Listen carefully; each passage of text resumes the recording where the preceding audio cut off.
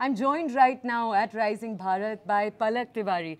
Palak, first tell me, we'll start off with a broad question. What has it been like to be here? You were on stage right now. What was that discussion like? Tell me a little bit, then I'll take more questions. I think my adrenaline was really high. You know, I think this is the first time I've done something like this. You know, it was a sit-down panel and it looked really serious and people were sitting in front of me with suits. Taking in every word. And so I was a bit, because I think I'm a bit eccentric in the way that I speak. You know, I have absolutely no filter. So sometimes I do worry about being rather informal in the way that I talk. But I think it's refreshing. And I think I it's hope lovely. so. Yeah, I yeah, hope so. But it was a great time. I had a lot of fun. I'm going to ask you more questions now. Tell me, what do you do? Have you already developed a routine of sorts to center yourself?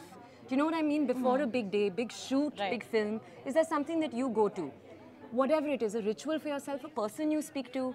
I don't know if it'll sound like an oddity, but I personally have never found myself in a situation where I've had to center myself before an event or like a shoot.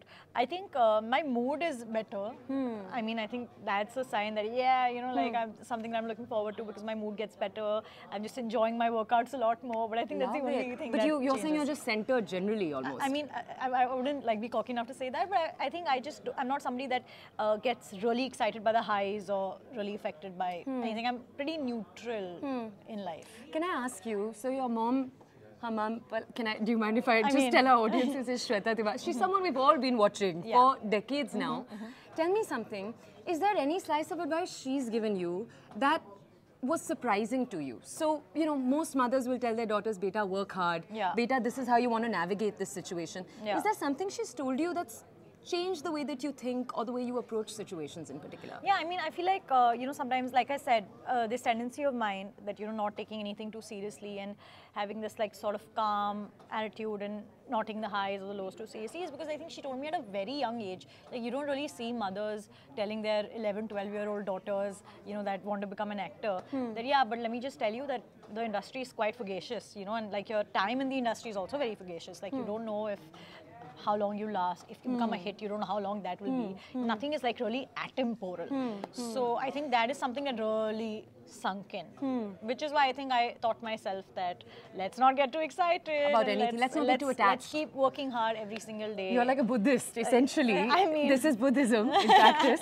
Can I ask you one last question? I can tell from the words that you're using in our interview that you're either a reader and a prolific reader, or you're watching a lot of movies because some of the vocabulary you're using.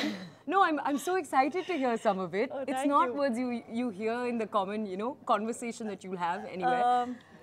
Thank you. I love that compliment always. It's always great to hear. But no, actually, I'm not a reader at all. It's one of the few things that really disappoints my mother about me. But I just cannot pick a book for the life of me. At least there are a few things. And act interested. But I think I've always been very interested in language in general. So I think that's where it probably comes from. And also, I've always wanted to like be able to be understood, be eloquent. You know, that's always that's been the goal. Maybe that's where it comes from. And also, I was in IG school. Oh, I was in an IB school. So yes, the other kind of torture. But so maybe that. Okay, cool. Thank you so much for taking our time to join us. It was a pleasure. It was so lovely speaking to you. Likewise. Thank you. See you soon. Mike?